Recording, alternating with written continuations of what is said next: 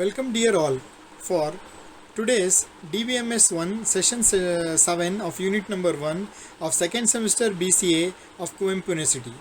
So in our today's online session we will be discussing the topics on database users and administrator. So ಇವತ್ತಿನ ಸೆಷನ್ಗೆ ಹೋಗೋಕ್ಕಿಂತ ಮುಂಚೆ ನಮ್ಮ last ಸೆಷನಲ್ಲಿ ನಾವು ಏನು ಕಲ್ತಿದ್ದೀವಿ ಅನ್ನೋದನ್ನು ನೋಡ್ಕೊಳ್ಳೋಣ. So let's have A recap of our previous session. We have had an understanding the concept of data models and database languages. ಏನೇನು languages ಬರುತ್ತೆ, ಏನೇನು ಮಾಡೆಲ್ಸ್ ಬರುತ್ತೆ ಅನ್ನೋ ಕಲ್ತಿದ್ದೀವಿ. ಇವತ್ತಿನ ಸೆಷನ್ ಲರ್ನಿಂಗ್ ಆಬ್ಜೆಕ್ಟಿವ್ಸ್ ಏನಾಗುತ್ತೆ ಅಂದರೆ the student will be able to understand the database users and the administrator. So the session outcome is the student will be able to understand what do we mean by a database user and what all the different types of database users are available and what do we mean by an administrator and what is the role of an administrator. So dear students, ಇವತ್ತಿನ session ನಾವು start ಮಾಡೋಣ.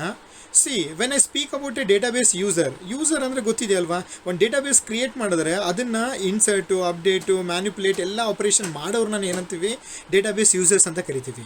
Normally ಈ database ಯೂಸರ್ಸಲ್ಲಿ ಎರಡು category ಬರುತ್ತೆ. ಒಂದು actors on the screen ಅಂತೇಳಿ, ಇನ್ನೊಂದು ನಿಮ್ಮ ಸೆಕೆಂಡ್ ಕ್ಯಾಟಗರಿ. ಸೊ ನಾವು ಫಸ್ಟು ನಮ್ಮ ಆ್ಯಕ್ಟರ್ಸ್ ಆನ್ ದ ಸ್ಕ್ರೀನಿಂದ ಸ್ಟಾರ್ಟ್ ಮಾಡೋಣ. So when we speak about the actors on the screen, that is the database user, so here they may be divided into two things. ಒಂದು ಯಾವುದು ಅಂದರೆ actors on the screen, ಇನ್ನೊಂದು ಯಾವುದು ಅಂದರೆ ನಮ್ಮ workers behind the screen ಅಂತೇಳಿ. So ಈಗ actors on the screen ಮತ್ತು ಸೀನು ಮತ್ತು ವರ್ಕರ್ಸ್ ಬಿಹೈಂಡ್ ದ ಸೀನು ಅಂದರೆ ಯಾರು ಅನ್ನೋದನ್ನು ತಿಳ್ಕೊಳ್ಳೋಣಂತೆ ಫಸ್ಟು.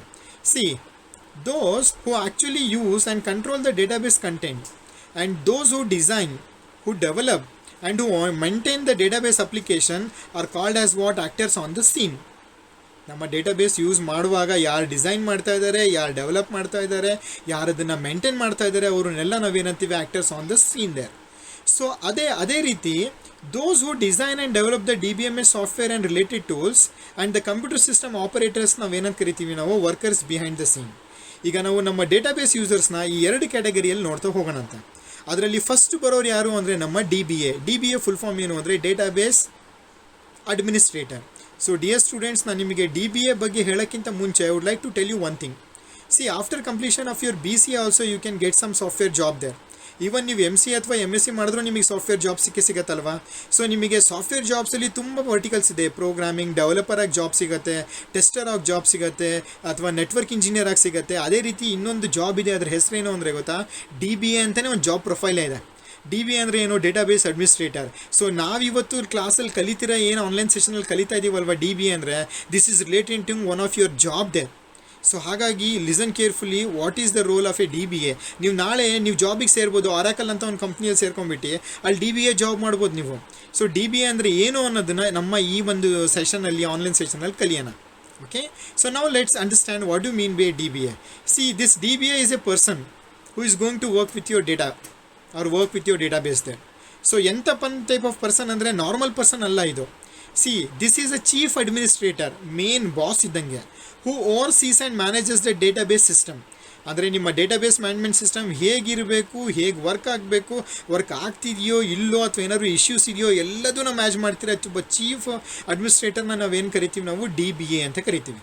ಸೊ ಅಲ್ಲಿ ಡೇಟಾಬೇಸ್ ಸಿಸ್ಟಮ್ ಅಂದರೆ ಅಲ್ಲಿ ಡೇಟಾನೂ ಬಂತು, ಸಾಫ್ಟ್ವೇರು ಬಂತು, ಇದೆರಡೂ ಕೂಡ ಮ್ಯಾನೇಜ್ ಮಾಡ್ತೀರಾ ಒಂದು ಚೀಫ್ ಅಡ್ಮಿನಿಸ್ಟ್ರೇಟರ್ನ ನಾವೇನೇನು ಕರಿತೀವಿ, ಆ DBA ಅಂತ ಕರಿತೀವಿ. ಸೊ ಹಾಗಾದರೆ ಇವನ್ ಡ್ಯೂಟೀಸ್ ಏನು, ತುಂಬ ಇದೆ. ಏನೇನು ಅಂದರೆ duties include authorizing the user to access the database. Very important thing. ಯಾರು, ಯಾವ ಡೇಟಾನ ಯಾವ ಯೂಸರು ಯಾವಾಗ ಎಷ್ಟು ಲೆವೆಲಲ್ಲಿ ಆಕ್ಸೆಸ್ ಮಾಡ್ಬೋದು ಡಿಸೈಡ್ ಮಾಡೋದು ಯಾರು, ನಿಮ್ಮ DBA. So is like a chief administrator. Okay, then coordinating or monitoring its use. ಮಾಡಿರೋ ಡೇಟಾಬೇಸು ಪರ್ಫೆಕ್ಟಾಗಿ ಪ್ರಾಪರಾಗಿ ಚಾನಲ್ಲಾಗಿ ಯೂಸ್ ಆಗ್ತಿದೆಯಾ ಅದನ್ನು ಕೋಆರ್ಡಿನೇಟ್ ಮಾಡೋದು, ಮಾನಿಟರ್ ಮಾಡೋದು ಕೂಡ ಯಾರು, ನಮ್ಮ DBAನೇ. ಅದೇ ರೀತಿ acquiring the hardware and software for your upgrades. ನೀವು ಮಾಡಿರೋ ಡೇಟಾಬೇಸ್ ಮ್ಯಾನೇಜ್ಮೆಂಟ್ ಸಿಸ್ಟಮ್ ಯಾವುದೇ ಒಂದು ಪಾಯಿಂಟ್ ಆಫ್ ಟೈಮಲ್ಲಿ ಅದನ್ನು ಅಪ್ಗ್ರೇಡ್ ಮಾಡಬೇಕು, ಚೇಂಜ್ ಮಾಡಬೇಕು, ಅಥವಾ ಎನ್ಹ್ಯಾನ್ಸ್ ಮಾಡಬೇಕು, you have to take some decisions there. ಅದನ್ನೆಲ್ಲ ಮಾಡೋ ರೂಲ್ಸು ಅಥವಾ ಡ್ಯೂಟೀಸ್ ಯಾರ್ದು, ನಮ್ಮ DBA ಇದೆ. ಓಕೆ, ಸೊ ಒಂದು ಲಾರ್ಜ್ ಆರ್ಗನೈಸೇಷನ್ ತೊಗೊಂಡು ಹ್ಯೂಜ್ ಅಮೌಂಟ್ ಆಫ್ ಡೇಟಾಬೇಸ್ ಇದ್ದರೆ ಆ DBA might have a support of it staff. ಅಂದರೆ ನಮ್ಮ DBA ಕೆಳಗೆ you can have some associate DBAs also. ಅರ್ಥ ಆಯ್ತಲ್ವಾ, ಈ DBA ಅಂದರೆ ಏನು, ಅದ್ರ ರೂಲ್ಸ್ ಏನು ಅಂತ ಹೇಳ್ಬಿಟ್ಟು. Second category of database user ಯಾರು ಅಂದರೆ ನಮ್ಮ ಡೇಟಾಬೇಸ್ ಡಿಸೈನರ್ಸ್. ಹೆಸರು ಹೇಳ್ತಾ ಇದೆ ಅಲ್ವಾ, ಸ್ಟಾರ್ಟಿಂಗ್ ಡೇಟಾಬೇಸ್ನ ಕನ್ಸ್ಟ್ರಕ್ಟ್ ಮಾಡುವಾಗ, ಬಿಲ್ಡ್ ಮಾಡುವಾಗ ತುಂಬ ಇಂಪಾರ್ಟೆಂಟ್ ರೋಲ್ ಪ್ಲೇ ಮಾಡ್ತಿರೋರು ಯಾರು? ನಮ್ಮ ಡೇಟಾಬೇಸ್ ಡಿಸೈನರ್ಸ್. ಸೊ ನೋಡೋಣ ಇವ್ರ ರೆಸ್ಪಾನ್ಸಿಬಿಲಿಟೀಸ್ ಏನೇನಿದೆ ಅಂತ ಹೇಳ್ಬಿಟ್ಟು. Okay, see they are the responsible for identifying the data to be stored. Okay, and for choosing an appropriate way to organise them. See ಇದೆರಡು ತುಂಬ important task. They also define the views of different categories of user. ಈಗ data ಇದೆ, ಯಾವ data ಯಾವ ಯೂಸರಿಗೆ ಎಷ್ಟು available ಇರಬೇಕು ಅನ್ನೋದು ತುಂಬ ಇಂಪಾರ್ಟೆಂಟ್. ಫಾರ್ ಎಕ್ಸಾಂಪಲ್ ಬ್ಯಾಂಕ್ ಹೇಳ್ತೀನಿ ನೋಡಿ, ಬ್ಯಾಂಕಲ್ಲಿ ಬೇರೆ ಬೇರೆ ಕಸ್ಟಮರ್ ಇರ್ತಾರೆ, ಆ ಕಸ್ಟಮರಿನ ಬೇರೆ ಬೇರೆ ಅಕೌಂಟ್ಸ್ ಇರುತ್ತೆ, ಅಕೌಂಟಲ್ಲಿ ಬೇರೆ ಬೇರೆ ಬ್ಯಾಲೆನ್ಸ್ ಇರುತ್ತೆ, ಮತ್ತು ಬೇರೆ ಬೇರೆ ಪಾಸ್ವರ್ಡ್ ಇರುತ್ತಲ್ವ. ಈಗ ಎಷ್ಟು ಕಸ್ಟಮರ್ ಇದ್ದಾರೆ, ಅವರಲ್ಲಿ ಎಲ್ಲ ಬ್ಯಾಂಕ್ ಬ್ಯಾಲೆನ್ಸ್ ಏನಿದೆ ಅಂತ ಎಲ್ರಿಗೂ ಗೊತ್ತಿರತ್ತಾ? ಇಲ್ಲ ತಾನೆ, ಮ್ಯಾನೇಜರಿಗೆ ಮಾತ್ರ ಗೊತ್ತಿರುತ್ತಾನೆ. ಅದೇ ರೀತಿ ಕಸ್ಟಮರಿಗೆ ಪಾಸ್ವರ್ಡ್ ಮಾತ್ರ ಗೊತ್ತಿರುತ್ತಾನೆ. ಇದೇ ಹೇಳ್ತಿರೋದು, they can define the views of different category of user. And the final design must be able to support the requirements of all your user along with your subgroups there. ನಿಮ್ಮ different ಲೆವೆಲಲ್ಲಿ users ಇರ್ತಾರೆ, ಎಲ್ಲ ಯೂಸರಿಗೂ ಬೇಕಾಗಿರೋ ವ್ಯೂಸ್ನ ಪ್ರಾಪರಾಗಿ define ಮಾಡಿ final ಮಾಡಿ ಕೊಡೋ task ಯಾರ್ದು? ನಿಮ್ಮ ಡೇಟಾಬೇಸ್ ಡಿಸೈನರ್ಸಿಂದು. ಇದು ಕೂಡ ಒಂದು ಜಾಬ್. ಮೂರನೇದು ಯಾರು ಅಂದರೆ ನಿಮ್ಮ end users, like the people who are going to use your database management system.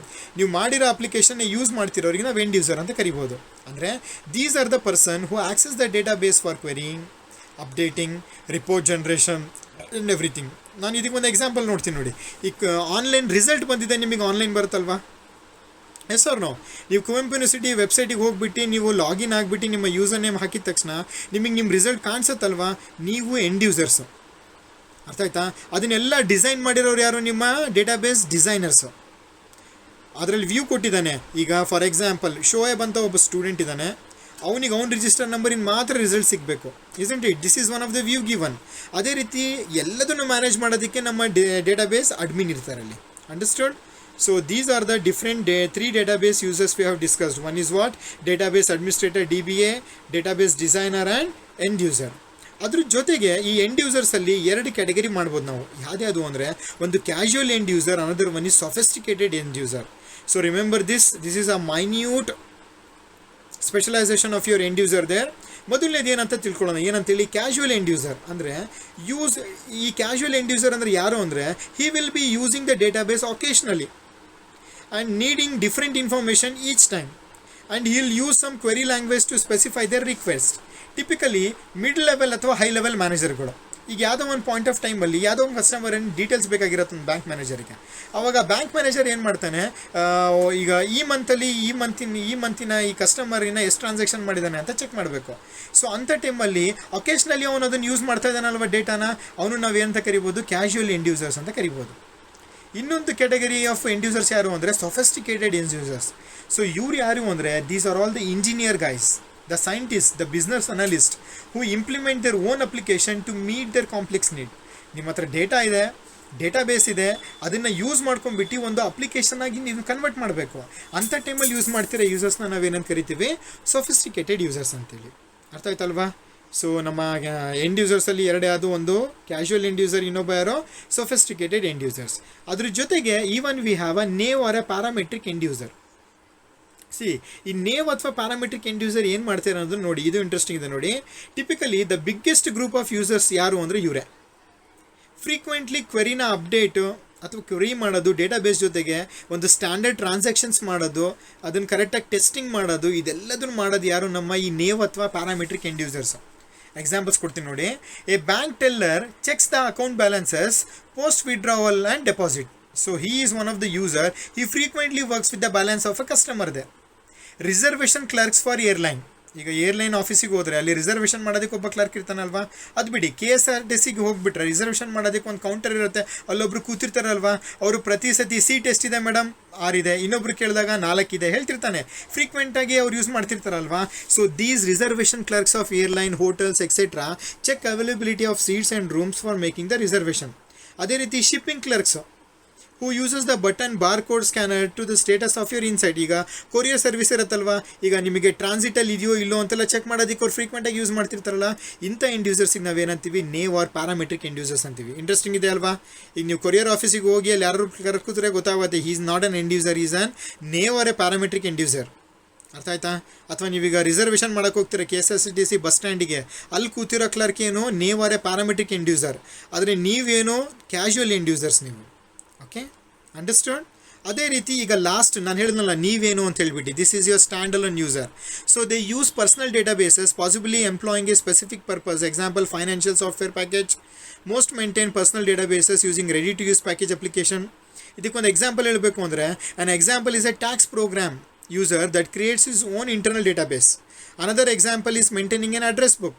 ಈಗ ನಿಮ್ಮ ಆಡಿಟರ್ಸ್ ಹತ್ರ ಹೋದರೆ ಪ್ರತಿಯೊಂದು ನಿಮ್ಮ ಕಸ್ಟಮರಿಂದು ಅವ್ರ ಹತ್ರ ಫೈನಾನ್ಷಿಯಲ್ ಡೀಟೇಲ್ಸ್ ಇರುತ್ತಲ್ವ, ಇಂಥದಕ್ಕೆ ಏನಂತೀವಿ ನಾವು ಸ್ಟ್ಯಾಂಡ್ ಅಲೋನ್ ಯೂಸರ್ಸ್. ಪರ್ಸ್ನಲಾಗಿ ಯೂಸ್ ಮಾಡೋದಕ್ಕೆ ಏನಂತೀವಿ ಸ್ಟ್ಯಾಂಡ್ ಅಲೋನ್ ಯೂಸರ್ಸ್.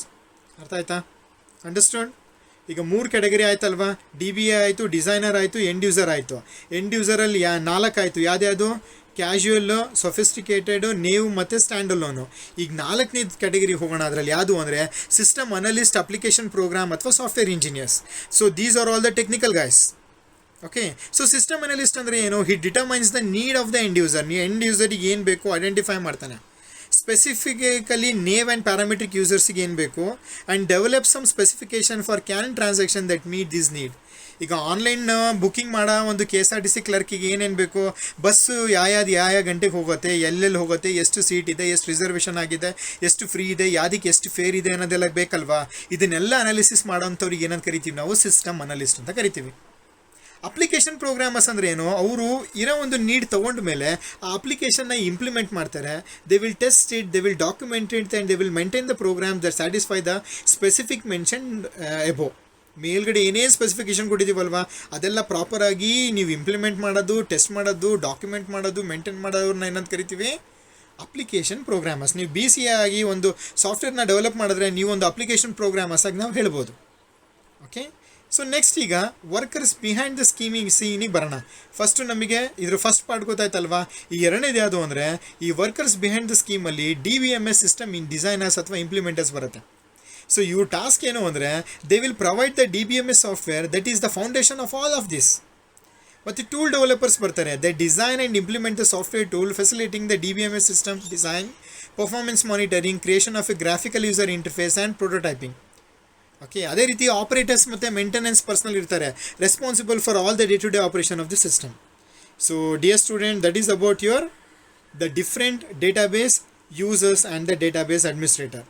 ಸೊ ಈಗ ಸಮರೈಸ್ ಮಾಡಬೇಕು ಅಂದರೆ we have learn what do we mean by a database user. ಅದರಲ್ಲಿ ಡೇಟಾಬೇಸ್ ಅಡ್ಮಿನಿಸ್ಟ್ರೇಟರ್ ಗೊತ್ತಾಗಿದೆ, ಡಿಸೈನರ್ ಗೊತ್ತಾಗಿದೆ, ಎಂಡ್ ಯೂಸರಲ್ಲಿ 4 ಜನ ಯಾರು ಗೊತ್ತಾಗಿದೆ, ಸಿಸ್ಟಮ್ ಅನಲಿಸ್ಟ್ ಯಾರು ಗೊತ್ತಾಗಿದೆ, ಇಂಪ್ಲಿಮೆಂಟರ್ ಹೇಗಿರುತ್ತೆ ಅಂತ ಗೊತ್ತಾಗಿದೆ, ಬಿಹೈಂಡ್ ದ ಸೀನ್ ಮತ್ತು ಆನ್ ದ ಸ್ಕ್ರೀನ್ ಯಾರಲ್ಲಿ ವರ್ಕ್ ಮಾಡ್ತಾರೆ ಅಂತ ಗೊತ್ತಾಗಿದೆ. Totally in our today summary we can tell that student is able to understand the database users and the administrator. So for further readers, dear students, you can refer to the book authored by the authors Elmar C. Nawate and